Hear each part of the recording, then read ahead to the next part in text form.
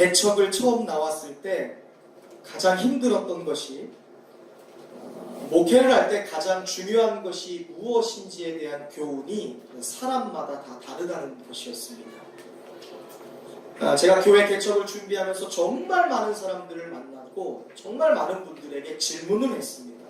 목사님, 제가 개척을 나가게 되는데 무엇을 준비해야 됩니까? 제가 무엇에 승부를 걸어야 합니까? 라는 질문을 드렸을 때 대부분 많은 경우에 그래도 목사는 설교다. 목사가 설교 빼고 다른 것 무엇 이야기할 수 있느냐. 설교가 목회에 있어서 가장 중요한 것이다 라고 이야기하는 경우가 대부분이었어요. 반면에 어떤 분들은 설교보다 중요한 것이 관계다 라고 이야기한 분도 계셨어요. 성도들과 관계가 좋지 않은데, 대인관계가 원만하지 않은데 무슨 설교가 통하겠으며 무슨 목회가 성공할 수 있겠냐. 목회에서 가장 중요한 것은 대인관계다라고 이야기한 분도 계셨습니다. 그 중에 아주 소수는 목회에 있어서 가장 중요한 것이 인성이다, 인품이다, 성품이다 이야기한 분도 계세요. 설교 아무리 잘해도 인품 안 좋으면 말짱 꽝이고, 목사가 관계 맺으려고 해도 성품이 좋지 않으면 누가 목사 가까이 하겠냐. 그러니까 목회에 있어서 가장 중요한 것은 인성이다 라고 이야기한 분도 계셨어요. 굉장히 적은 부분에서 목회에서 가장 중요한 것은 돈이다 라고 이야기한 분도 계셨어요.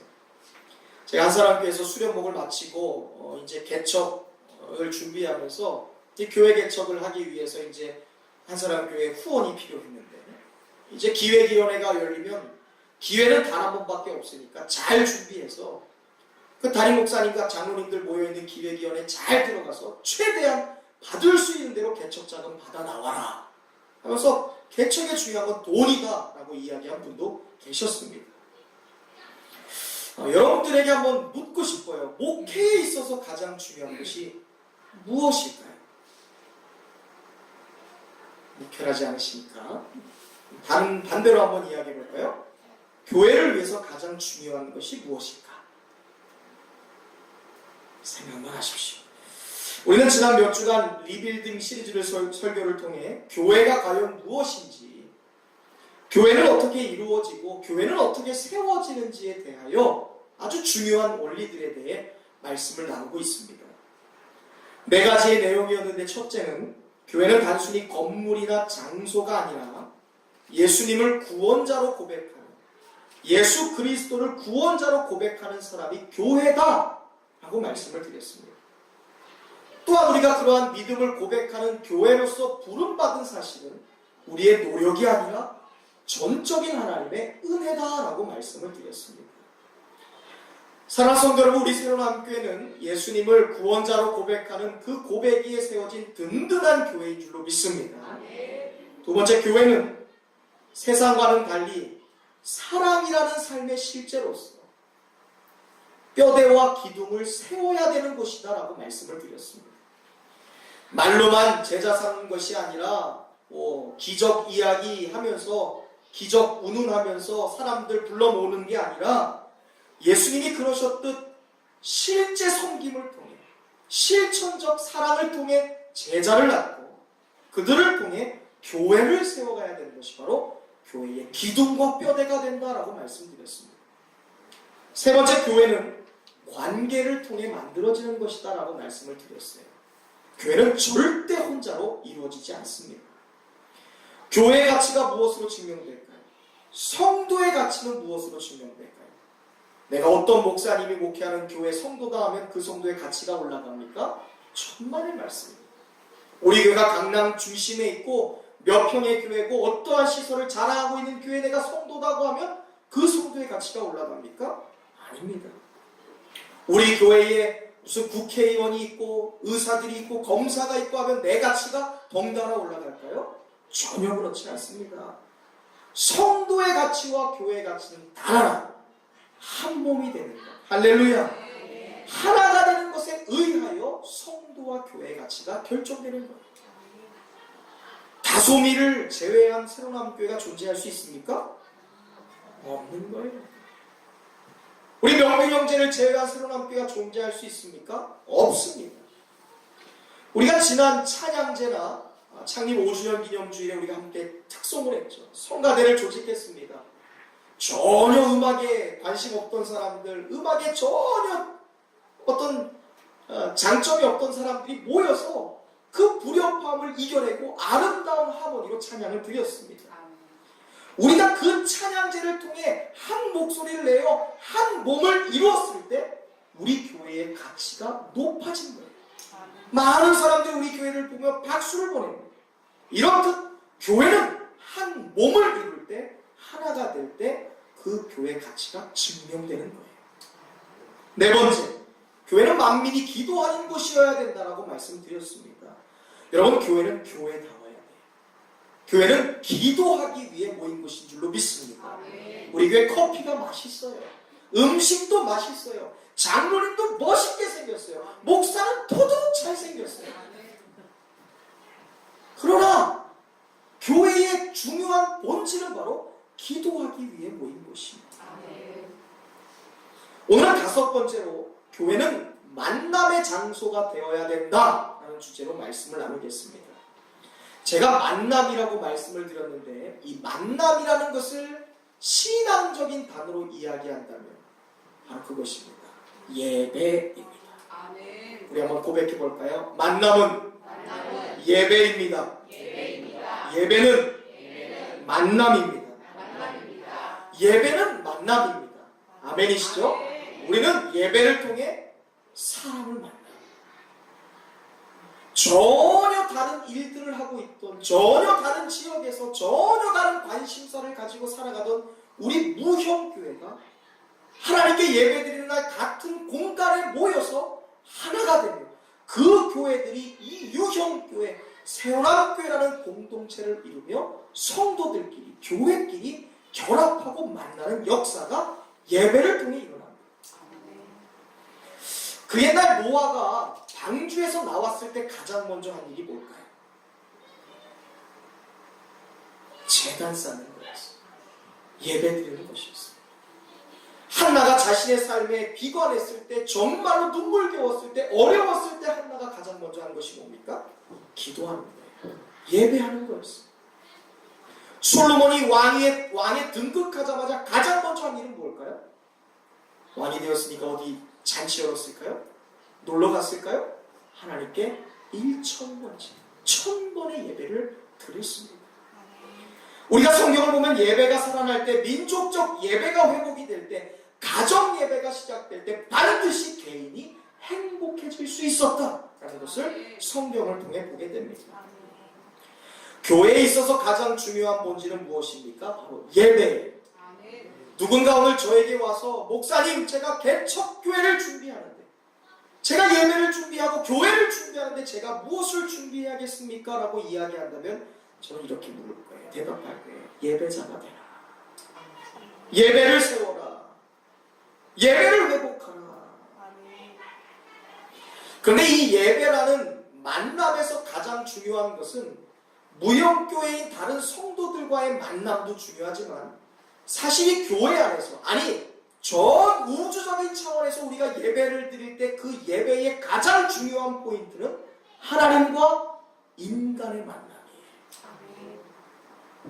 아마 여러분 중에는 우리 교회에서 예배를 드리시면서 하나님을 만난 분이 분명히 계실 거예요. 저 교회 문을 열고 딱 들어오는 순간에 이미 평화의 하나님, 안식의 하나님, 위로의 하나님이 나에게 딱 경험되어진 분이 계실 거예요. 그저 나는 교회 문을 열고 들어온 것뿐인데, 그저 나는 누가 문을 열어줄 때 교회 문턱을 넘어선 것뿐인데, 이전에는 느껴본 적이 없는 평화가 내 마음속에 충만해지는 것을 경험합니다. 어떤 분은 예배 시작을 알리는 임내송인 예수 우리 왕이여 찬양의 반주 소리가 들리자마자 마음이 막 요동치는 분이 있어요. 그리고 제가 찬양을 하면서 누가 그럴까 하니까 우리 김창희 성도님이 반주가 안 오는데 영이 확 열려갖고 이 반짝반짝거리시면서 이 찬양을 하는데 거의 진짜 살아계신 예수님을 눈앞에서 아련한 듯한 그런 영광적인 모습으로 찬양을 하고 계시더라고요. 저 찬양을 통해 가슴 깊은 감동과 눈물이 흐르는 분이 계세요. 찬양을 통해 위로의 하나님을 만나는 것이죠.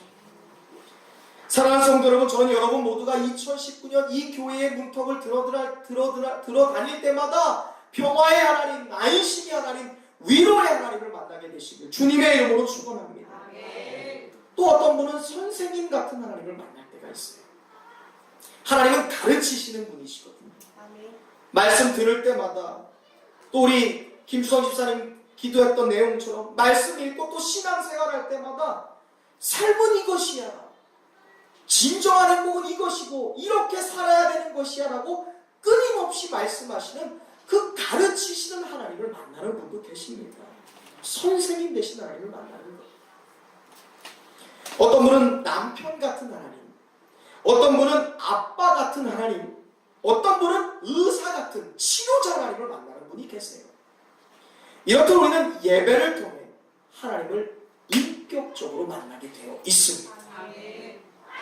아마 이런 경험 있으신 분도 계실 거예요. 어느 날 예배를 드리는데 옆을 보니까 내 남편이 앉아있는 게 너무 신기해. 예배를 드리다가 옆을 봤는데 내 가족이 앉아있거나 내가 그렇게 기도하고 전도하고 싶었던 내 사랑하는 VIP가 내 옆에 있는 게 믿기지가 않는 순간이 있었어요? 굉장히 많이 있죠. 그 순간에 그저 감사해요. 감동적이에요. 아니 어찌 그이가 내 옆에 앉아있지? 어떻게 이 사람이 내 옆에 앉아있을 수 있지? 또 그런 적도 있습니다. 박수 치면서 옆을 딱 봤는데 내 엄마예요. 내 아들이에요. 그저 교회 나와서 함께 있다는 것이 믿겨지지 않는 거예요. 실로 기적과 같은 일입니다. 그 순간 너무 감사해요. 그 사람이 너무 사랑스러워 보입니다. 고마워요. 그런데 집으로 돌아가요. 예배를 마치고 집으로 돌아갑니다. 만약에 여러분의 가정에서 예배가 드려지지 않는다면 어떤 일이 일어날까? 상상해 본 적 있으세요? 예배를 마치고 여러분의 집에 돌아갔는데 과연 그 사람이 여전히 아름다워 보일까요? 과연 그 사람이 여전히 가정에서 사랑스러워 보일까요? 계속 고마워 보입니까? 정말이에요. 단언컨대 절대 불가능해요. 조금씩 그 사람의 본 모습이 보이기 시작합니다. 아무데나 빨래 툭 던져놓는 그 모습 있잖아요. 양말을 매일 뒤집어 놓는 거예요. 배 나온 남편이 보여요. 몸매가 무너지고 주름이 깊이 패인 아내가 보입니다. 잔소리 심한 엄마가 보이기 시작해요. 그죠? 다소마? 그런데 왜 이렇게 사랑스럽고 왜 이렇게 고마웠고 왜 이렇게 감사하게 느껴졌던 그 사람이 집에만 오면 왜 달라 보일까? 왜 어느 순간 미워지고 왜 사랑스럽고 고마웠던 그 사람이 못 잡아먹어서 안달이 되는 왼수처럼 느껴질까요? 도대체 뭐가 다르게? 교회에서는 배가 없고 집에 가면 배가 있나요? 교회에서는 주름이 없어지고 집에 가면 주름이 생깁니까? 교회에서는 잔소리 안 하시고 집에서만 잔소리 합니까? 아니에요. 같은 환경이고 같은 사람이고 같은 모습입니다. 근데 왜 내 마음이 달라지고 내 시선이 달라지는 것일까? 이유는 예배에 있어요. 예배. 우리의 삶에서 예배가 브레이크, 멈춰지는 순간 우리는 은혜라는 것을, 감사라는 것을, 고마움이라는 것이 우리의 삶에서 상실되기 시작해요. 여러분의 삶에서 예배가 얼마나 중요한지를 여러분이 깨달을 수 있기를 바랍니다. 예배는 우리의 삶과 가정에서 가장 중요합니다. 가장 중요합니다. 예배, 다른 말로 하나님과의 만남은요, 저와 여러분을 복되게 해주는 중요한 요소이고요. 하나님과의 만남은 여러분의 가정을 천국으로 만드는 가장 중요한 요소인 줄 믿으시기를 주님의 이름으로 축원합니다. 그래서 부부관계가 행복해지려면 부부가 함께 예배 드려야 돼요. 부모와 자녀의 관계가 회복되기 위해서 부모와 자녀가 함께 예배를 드려야 돼요. 함께 하나님을 만날 때 부부관계가, 자녀와 부모의 관계가 회복되는 거예요. 내가 만난 하나님을 여러분 한번 쉐어링 해보세요.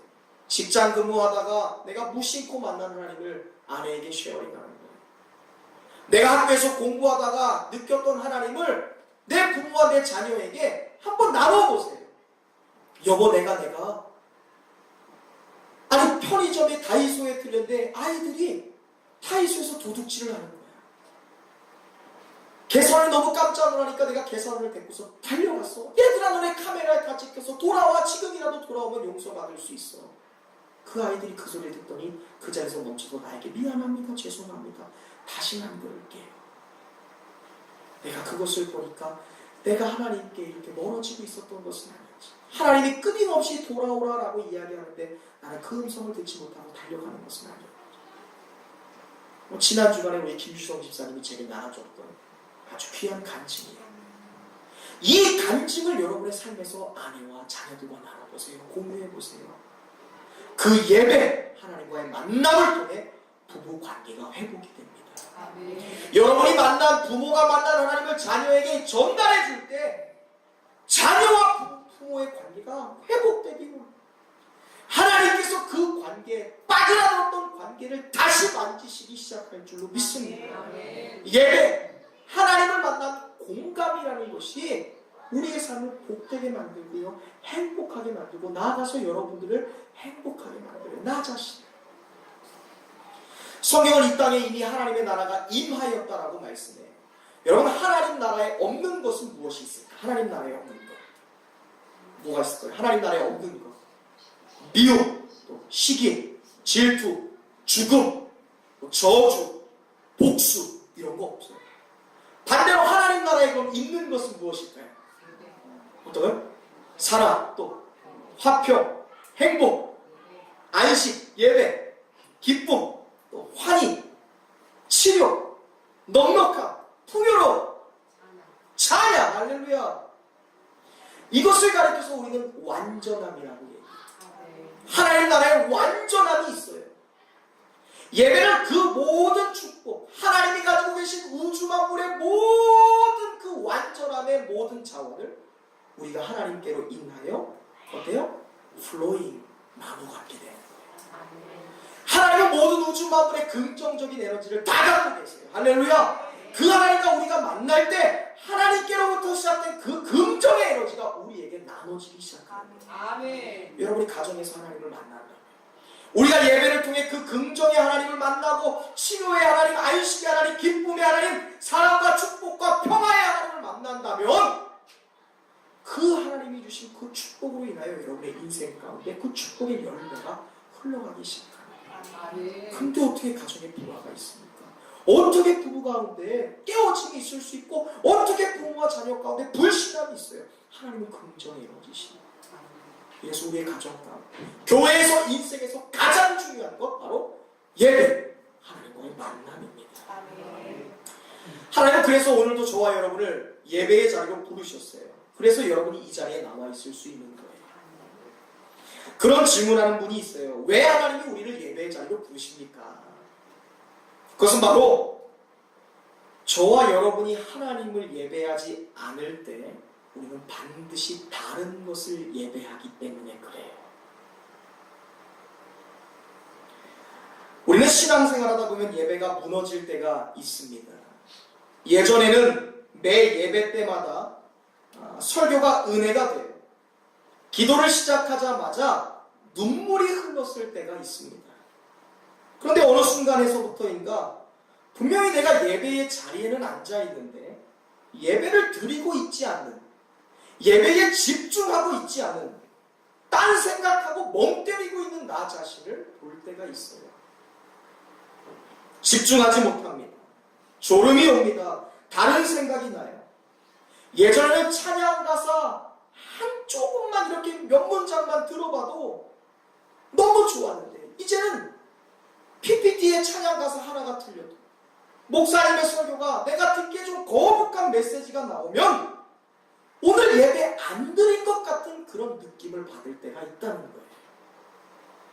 아, 오늘 예배 공쳤네. 아, 오늘 예배 드린 것 같지 않아.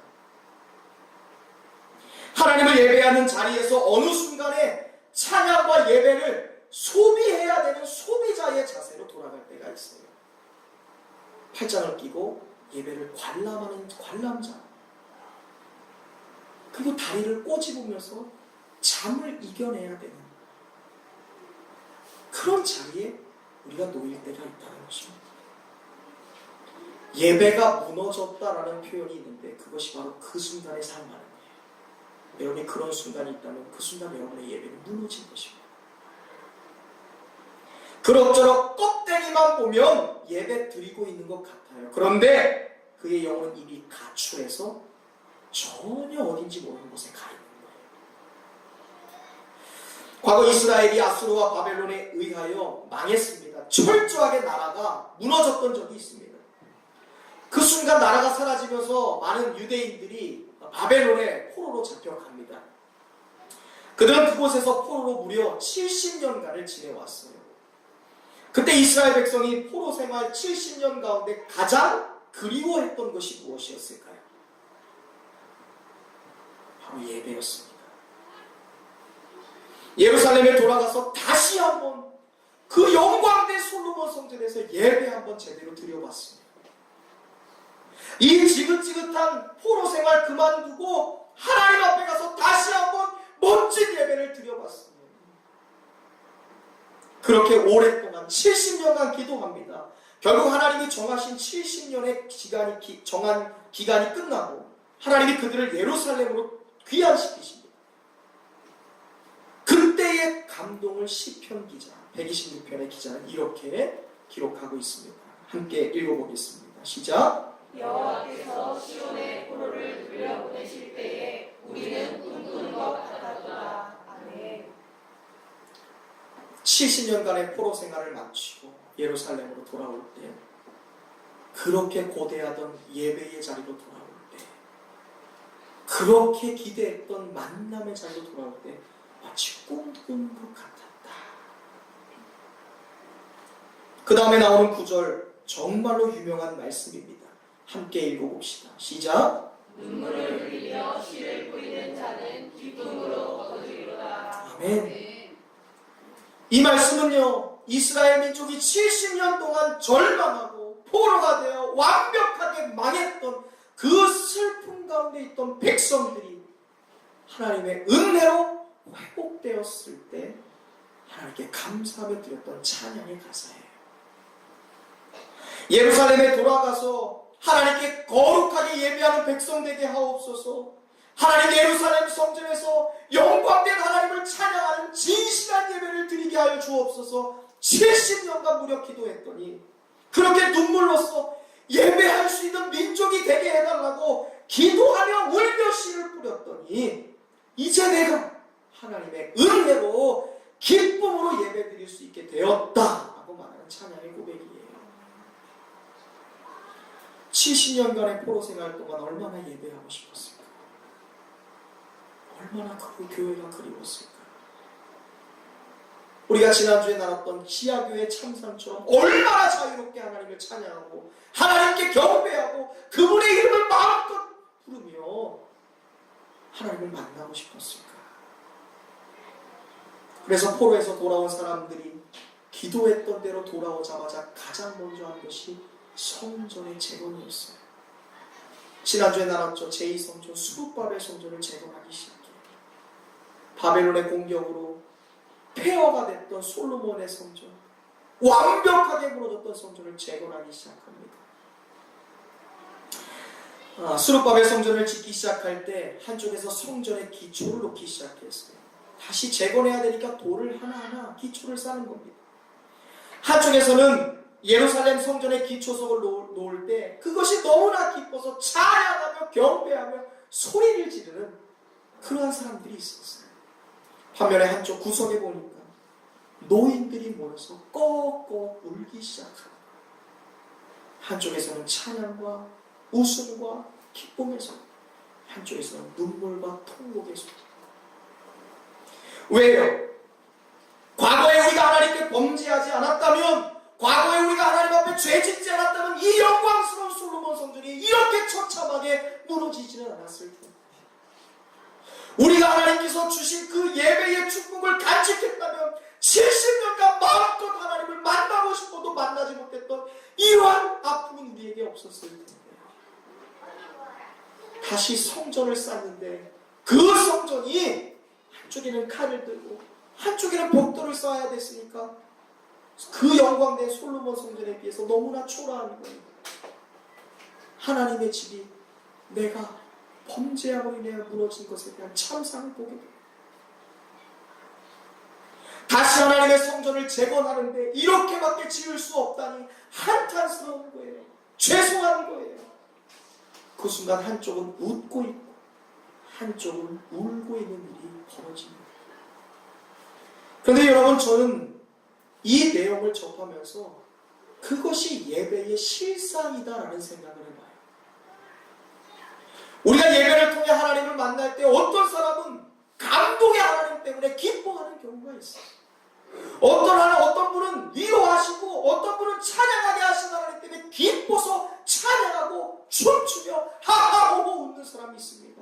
그런데 반면에 내가 하나님께 지은 죄가 떠올라서 눈물 짓는 사람도 있다는 거예요. 웃음과 눈물, 기쁨과 죄송스러움이 공존하는 것, 그것이 바로 예배의 실상이에요. 똑같은 장소입니다. 똑같은 시간입니다. 누구는 울고 누구는 웃는 일이 일어납니다. 진정한 예배에서는 그런 일들이 반드시 일어나게 되어 있어요. 여러분이 웃던지 울던지, 여러분 어떠십니까? 웃으십니까? 울으십니까? 아니면 아직도 영혼이 가출해 있나요?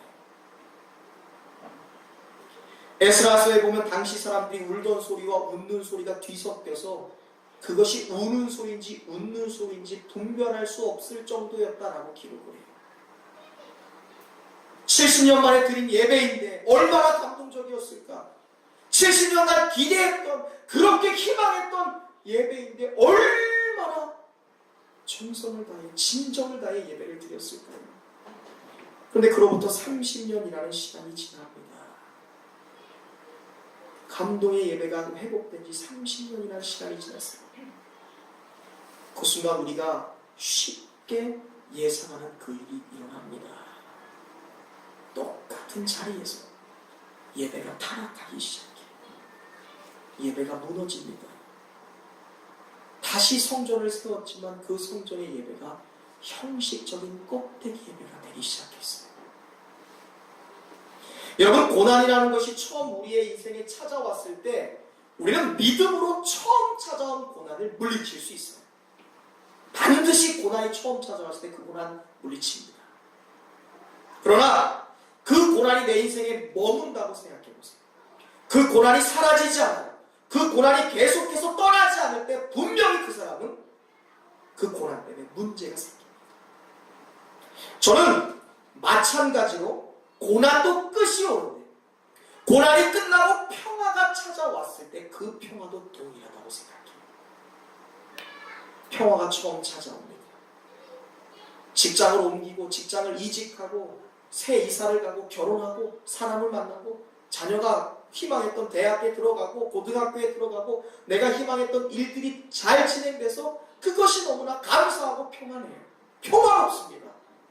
그런데 그 평화가 계속되면요, 어떤 일이 일어날까요? 평화가 지속될 때도 문제가 일어나요. 사사기에 보면 이스라엘 백성이 그랬습니다. 하나님이 복을 주셨어요. 이스라엘 백성들 가운데 하나님이 복을 주셔서 평탄하게 했을 때 그들은 반드시 죄라는 것을 짓게 됩니다.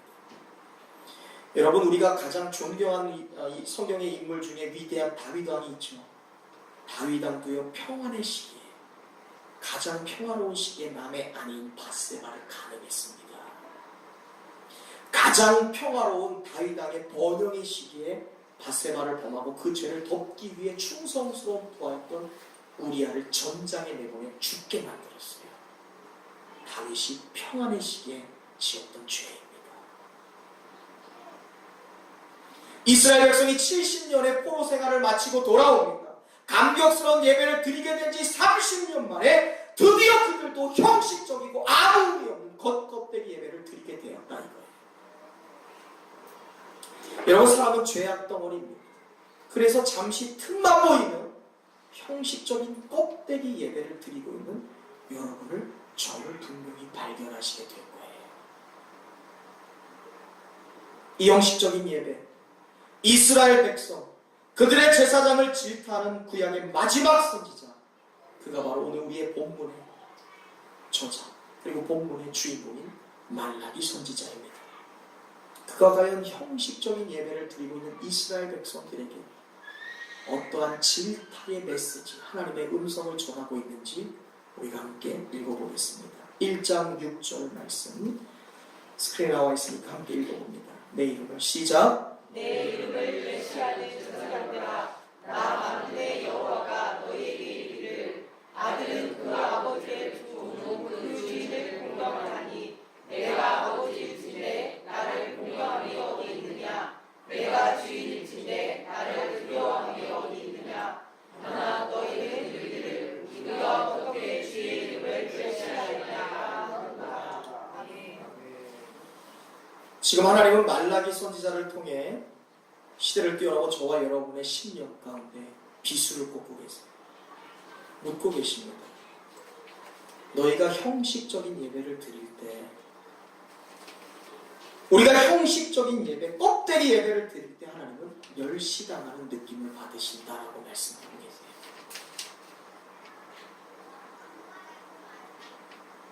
그래서 지금 하나님은 제사장들에게 너희가 나를 멸시하느냐라고 묻고 계시는 거예요. 하나님은 우리의 중심을 보시는 분이십니다. 형식적인 예배는 결코 하나님을 기쁘게 할 수 없습니다.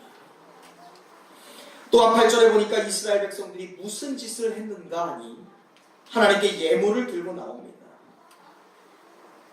근데 내가 가장 소중히 여기는 것을 드리는 것이 아니라 쓰다가 남는 것을 드렸어요. 오늘날로 말하면 중고 드리는 거예요. 자기가 먼저 계산해 봅니다. 남는 게 있을 것 같으면 드리고 없을 것 같으면 그냥 지나가는 거예요. 남는 게 있으면 11조 드리고요. 빡빡할 것 같으면 그냥 넘어가는 거예요. 그리고 나서 말합니다. 아주 뻔뻔하게 내가 뭐 잘못했는데요? 나 지금 예배 드리고 있잖아요? 라고 말하고 있어요. 주일날 예배 드리러 오는데 일요일이니까 그냥 옵니다. 오면 알아요. 주일날 교회 와서 가장 먼저 교회에 왔는데 앉아서 기도하지 않는 거예요. 보면 아는 거예요. 그 사람이 예배하러 왔는지 형식적으로 그냥 왔는지. 얼마나 기대가 없길래 교회에 왔는데 가장 먼저 하는 것이 내 자리에 가서 기도하는 것이 아니라 다른 일 하는 거예요. 기대가 없습니다. 감동이 없어요. 그냥 오는 거예요. 그것을 하나님이 뭐라고 말씀하실까요? 7절 말씀에 이렇게 되어 있어요. 더러운 떡. 더러운 떡이래요. 더러운 떡. 더러운 떡. 레위기 22장 22절에 이런 말씀이 있습니다. 너희는 눈먼 것이나 상한 것이나 지체에 배임을 당한 것이나 종기 있는 것이나 습진 있는 것이나 비루 먹은 것을 여호와께 드리지 말며 이런 것들은 제단 위에 화제물로서도 여호와께 드리지 말라. 나에게 소중한 것, 내가 생각해도 아까운 것, 아무도 써보지 않은 새 것, 그런 것 하나님께 드려야지. 쓰다가 남은 거 그냥 어떻게 처리하기 뭐하니까 잔반 처리하듯 교회 갖다 놓는 건 아니라는 거예요. 하나님이 이스라엘 백성의 그 모습을 보고 썩은 떡, 더러운 떡이라고 칭찬하고 계세요. 이걸 예배로도 이야기해 볼까요? 바쁘면 예배 안 나오고 시간 되면 예배 나오는 것, 하나님은 그것을 보고 내가 멸시당했다라고 느끼신대요. 여러분의 목사, 담임 목사는요, 여러분이 그냥 교회 나오는 것만 해도 고마워요, 사실. 왜 좀 늦게 와도 지각해도 그냥 왔다는 것이 좋아요. 안 온 것보단 나으니까. 여기서 졸고 하품하고 제가 앞에 있는데도 제 앞에 대고 너는 얘기해라, 나는 하품해라, 저쪽 입을 별로도 저는 고마워요. 안 나온 것보단 나으니까. 예배 드리다가 바쁜 일이 있어서 먼저 나가도 돼요. 오긴 했으니까. 그래도 고마워요. 저는 주일날 여러분 얼굴을 볼 수 있다는 것만 해도 고마워요. 감사해요. 왜요? 저는 여러분의 중심을 다 보지 못하거든요. 이 사람이 어떤 마음으로 왔는지 사실 다 알아요. 이 사람이 무슨 마음으로 앉아있는지, 이 사람이 지금 무슨 생각하고 있는지 다 알아요. 그게 제게 주신 은사예요.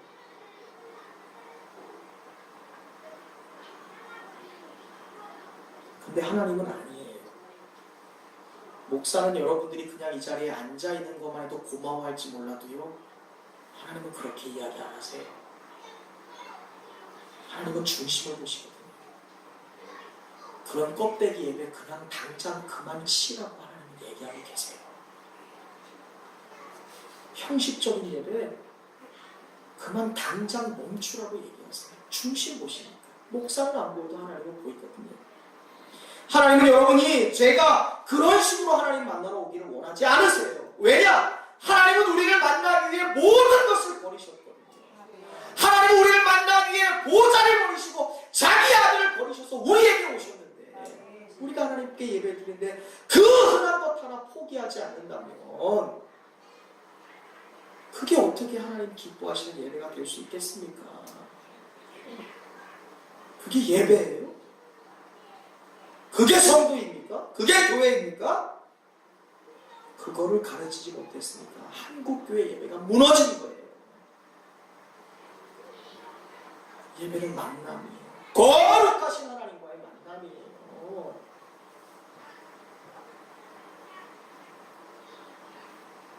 30년, 40년 신앙생활한 거 자랑할 수 없어요. 집사, 권사, 장로, 목사 된 거 자랑할 수 없습니다.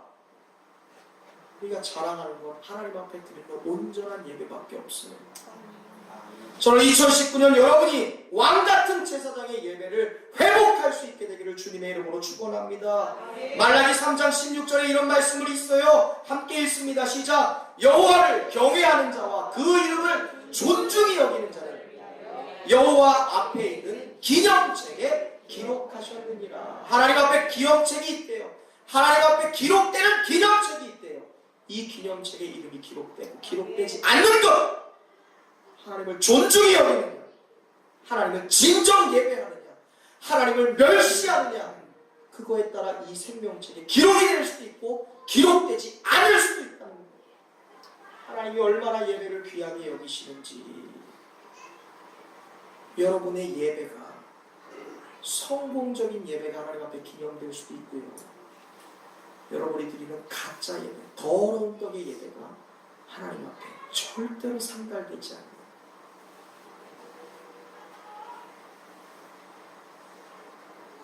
예배가 될 수 있다는 거예요.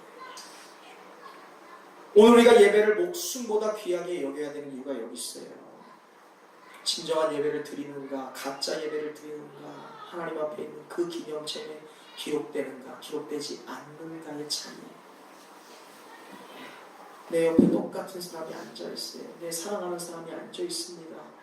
내가 고마워하는 사람이 앉아있는데 동일한 시간, 동일한 장소에서 예배를 드리는데 나의 예배는 천사들의 손에 받들려 하나님의 기념책에 기록되고 내 옆에 앉아있는 사람은 단 한 번도 기록된 적이 없다면 여러분 그 천국 가서 어떻게 하실 거예요?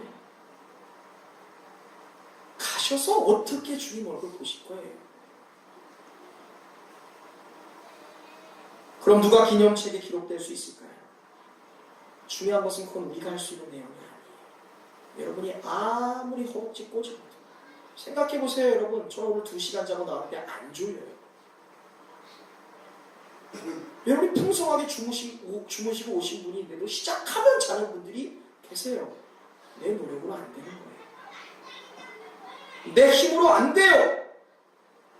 내가 그 기념책에 기록될 수 있는 자격이 없어요. 진정한 예배도 내 힘이 아니라 하나님의 힘으로, 하나님의 도움으로, 그분의 은혜로만 가능한 것이 예배입니다. 우리는 죄악덩어리 때문에 감사하게도 말라기 선지자는 4장 5절에서 6절에서 우리의 힘으로 기록될 수는 없지만 우리에게 희망을 주는 메시지에 대하여 다시 한번 선포하고 있어요. 우리 함께 읽어보겠습니다. 시작. 보라, 여호와의 크고 두려운 날이 이르기 전에 내가 선지자 엘리야를 너희에게 보내리니 그가 아버지의 마음을 자녀에게 돌이키게 하고 자녀들의 마음을 그들의 아버지에게로 돌이키게 하리라. 아멘. 이 말씀에서 말하는 엘리야라는 사람이 누굴까요? 어떤 사람은 세례 요한이라고 얘기해요. 사이비 교주들은 이게 이만희다, 이게 문성경이다 얘기해요. 건강한 신앙인들은 우리에게 말씀을 전해주시는 목사님을 통해서다 라고 이야기하는 분이 있어요. 사이비 이단 빼고 다 좋습니다. 이 말씀에는 우리 자녀들을, 우리 성도들을, 우리 교회들을 하나님께로 마음을 돌이키게 하는 도움이 있을 거다라고 말씀해요. 제가 분명히 말씀드리는 것은요, 여기서 말하고 있는 말라기 선지자가 얘기하고 있는 이 엘리야는 바로 예수 그리스도, 바로 성령님이세요. 아멘. 말라기가 선지자잖아요. 모든 예언서와 선지서는 바로 오실 메시아 예수 그리스도를 예표하고 있는 거예요. 엘리야라는 이름을 통해 오실 예수께서, 다시 오실 성령께서 너희를 하나님 마음으로 돌이키는 능력과 은혜를 주실 것이다 라고 말하는 거예요. 아멘. 우리가 어떻게 예배할 수 있습니까? 우리가 어떻게 하나님께 기뻐하시는 예배를 드릴 수 있습니까? 그것은 바로 예수님의 도움이 있을 때예요. 성령님의 은혜가 있을 때 우리가 진정으로 예배 드릴 수 있는 거예요. 아멘. 우리는 누구의 도움을 받아야 예배를 드리고, 누구의 도움이 있어야 예배가 회복되고 하나님께 나아갈 수 있어요. 우리는 예수 그리스도를 통과하여 하나님께 나아갈 수 있게 되는 줄로 믿습니다. 아멘. 죄 많은 우리가 어떻게 하나님 앞에 나아갈 수 있어요? 예수 그리스도의 십자가를 통과하여 그분의 십자가에서 오신 보혈의 공로를 의지하여 우리가 하나님 앞에 예배 드릴 수 있는 거예요. 아멘. 지금 말라기 선지자는 그것을 이야기하는 거예요. 우리가 예수 그리스도를 통하여, 그분을 통과하여 하나님 앞에 진정 예배 드릴 수 있다. 예수님의 중재가 없고 그분의 도우심이 없고 성령님의 함께 하심이 없다면 우리는 절대로 하나님이 기뻐하시는 예배를 드릴 수 없어요. 그러니 여러분이 예배에 나올 때 내 안에 예수께서 계시기 위하여, 예배를 드릴 때 성령이 내 안에서 제한 없이 일하기 위하여 여러분의 마음이, 여러분의 심령이, 여러분의 행위가 얼마나 정결하고 깨끗해야 되는지 아시겠어요? 이 안에 돈으로 가득 차 있어요. 이 안에 아집으로 가득 차 있어요. 나무가 가득 차 있는데 어떻게 예수님이 들어가요? 이 안에 걱정으로, 이 안에 복수로, 이 마음 가운데 걱정으로, 염려로 가득 차 있는데 어떻게 성령님이 그 안에서 역사합니까? 그래서 예배는 그 전날부터 시작되는 거예요. 주님, 내가 눈을 감습니다. 오늘 이 밤에 내 걱정이 다 사라지게 하소서. 내 마음이 정하게 하시고 내 생각이 반듯하게 고든 길로 향하게 하셔서 내가 눈을 뜨는 그 순간 예수님이 생각나게 하시고, TV가 아니라요, 만화가 아니라요, 영화가 아니라, 주일날 끝나면 어디 갈까 생각하는 게 아니라 내가 눈을 뜨는 그 순간 예수님이 생각나게 하시고 성령님이 내 안에 충만히 역사하셔서 눈을 뜨는 순간, 거울을 보는 그 순간 내가 감격의 눈물, 오늘도 내가 살아갈 수 있구나, 한 주도 내가 생명을 허락받았구나, 감사하는 그 감동이 있게 하옵소서. 주일 전날부터 예배하여 이 자리에 와서 안주하여, 주일날 전날 토요일 저녁부터 준비하여 여러분의 자녀가 은혜 받아요. 아이들 앉아있으면 주일날 토요일날 여러분이 자녀들 데리고 뭐 했는지가 다 보여요. 그것이 준비가 안 돼서 우리가 앉아있을 때 하나님은 그것을 평가하시는 거예요. 더러운 것, 더러운 것, 더러운 것. 진정한 예배를 진정한 예배의 회복을 원하시기를 바랍니다. 진정한 예배에 만나라고 부르시는 하나님께 응답하기 위해 우리가 해야 될 유일한 일은 우리가 예수 그리스도를 통하여, 성령을 통하여 그분을 바라보는 일이에요. 이 시간 저와 여러분이 결단할 수 있기를 바랍니다. 그리고 예수님의 도우심을 구할 수 있기를 바랍니다. 하나님이 지긋지긋하게 여기는 영혼 없는 예배, 하나님이 지긋지긋하게 여기는 더러운 떡의 예배, 내 삶에서 끊어지게 하여 주옵소서. 나의 삶의 예배가 리빌딩되게 하여 주옵소서. 예배 시간에 나의 마음이 하나님께로 돌아갈 수 있도록 은혜를 내려 주옵소서. 우리 새로운 교회에 속한 모든 성도가 교회에서, 가정에서, 삶에서 예배를 드릴 때마다 그 마음이 하나님께로 100% 향하고 돌이키는 은혜가 있게 하여 주옵소서. 내가 하나님께 선택받은 그 거룩한 예배자 되게 하옵소서. 우리가 이렇게 결단하고 기도하는 시간이 되시니 주님의 이름으로 축원드립니다. 이 시간 우리 함께 찬양하겠습니다.